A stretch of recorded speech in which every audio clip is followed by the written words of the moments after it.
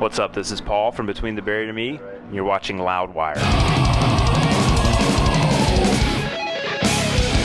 What's up, everyone? Loudwire's coverage of the Summer Slaughter Festival, and I'm here with one of my personal favorite guitarists, Paul Waggoner from Between the Buried and Me.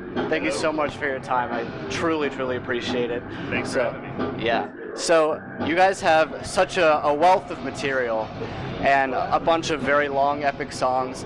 And of course, in tours like this, you don't get to play quite a full set. How do you come up with a set list for this particular type of tour? Well, it's tough because, like you said, we have a limited amount of time, and our songs are pretty long, as you probably know. Yeah. So generally, we just try to sort of gauge what kind of crowd it's going to be, and pick the songs that are going to be that translate live the best.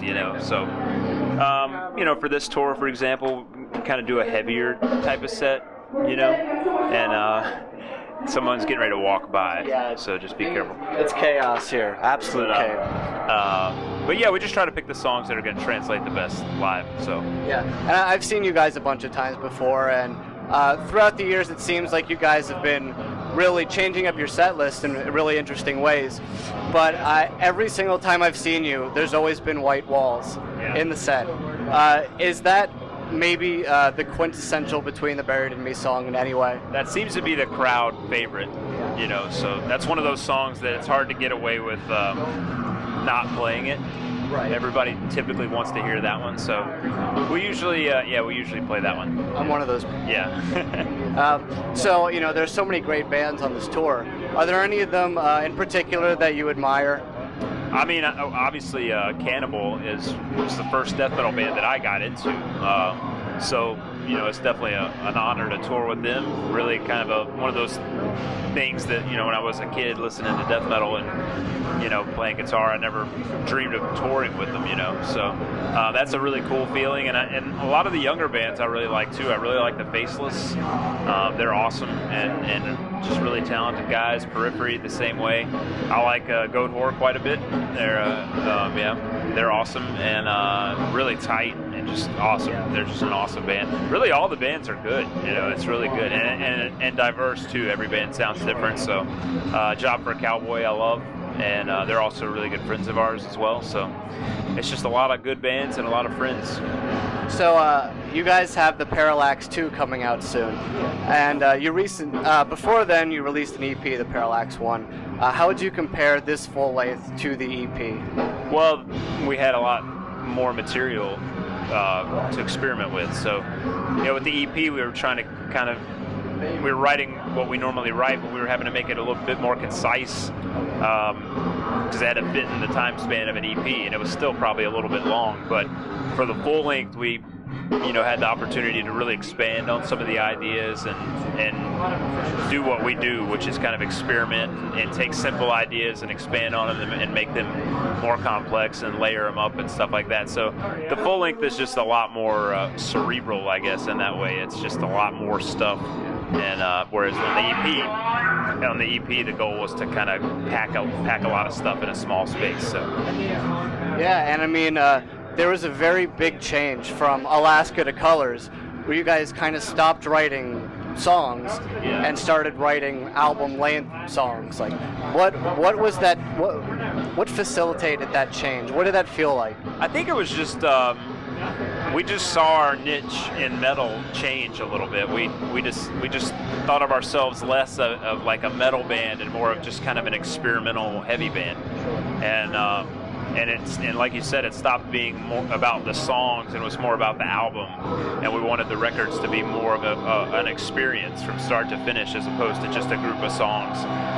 We wanted it to sound as though it was meant to be listened to in its entirety from start to finish. So I don't really know, if there was a single moment that catapulted us to that decision or anything, but it just eventually with this lineup, as the chemistry developed, that's sort of the style of song that we liked. We liked the more epic songs with lots of dynamics. We wanted it to be a journey, sort of. And so we just changed our focus from being like a metal band to just kind of being this weird experimental band with no limits, And you guys recently released the single Talos, which a lot of people seem very excited about, but also are kind of withholding a little bit because they're not quite sure what piece of the puzzle that's going to be in this new album. Can you tell us about what piece that puzzle, whatever, piece of the puzzle? It's one of the songs that's kind of in the middle of the record, so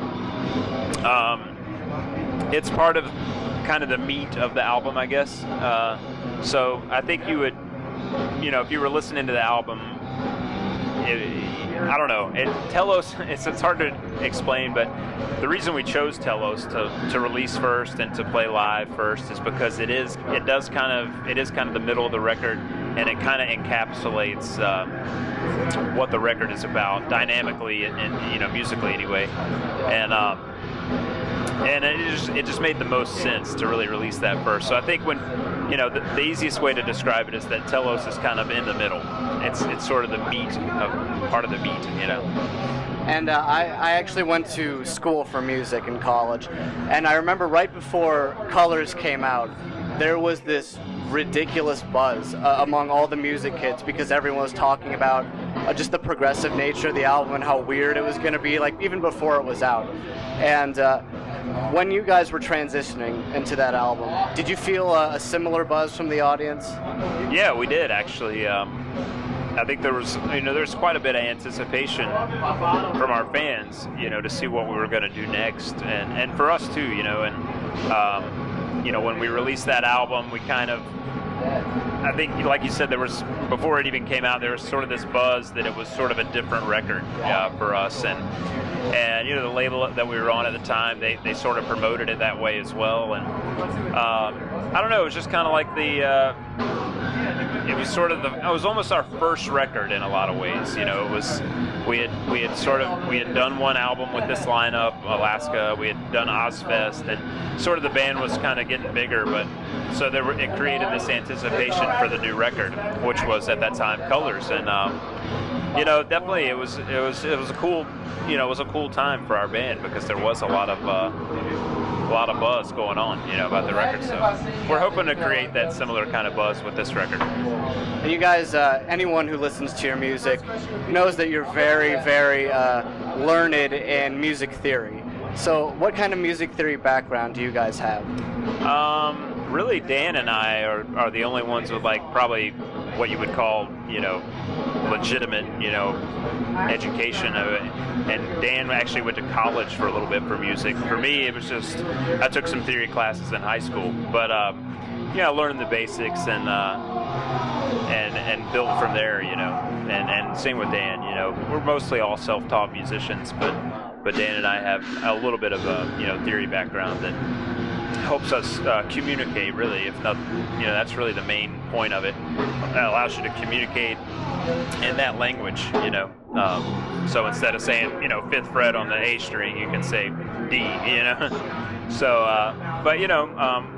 so we use theory knowledge a little bit in our writing, but for the most part, we just try to write what sounds good, and that's pretty much how it goes. Yeah.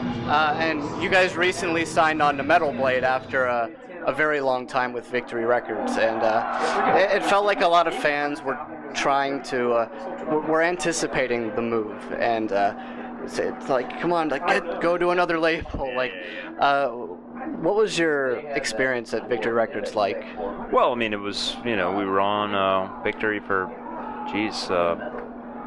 a number of years, and there was ups and downs. I mean, certainly it's not always perfect with bands and labels, but they were there, a big part of our growth, I think, as a band, and they definitely did some great things promotion-wise for us, and but ultimately it ran its course like it often does, and we decided we needed, the way we were going musically was better suited towards a different label, so Metal Blade was a good fit. But certainly not any bad feelings or anything. It was just it was a good relationship for a long time and productive for everyone. Them, I'm sure they made some money, and we did pretty well too. So I mean, it was a good however many releases we did with them. They all were very successful for their time, and we're certainly very proud of that era of our career. But it was time to move on to something else. And so we're definitely excited to be where we are.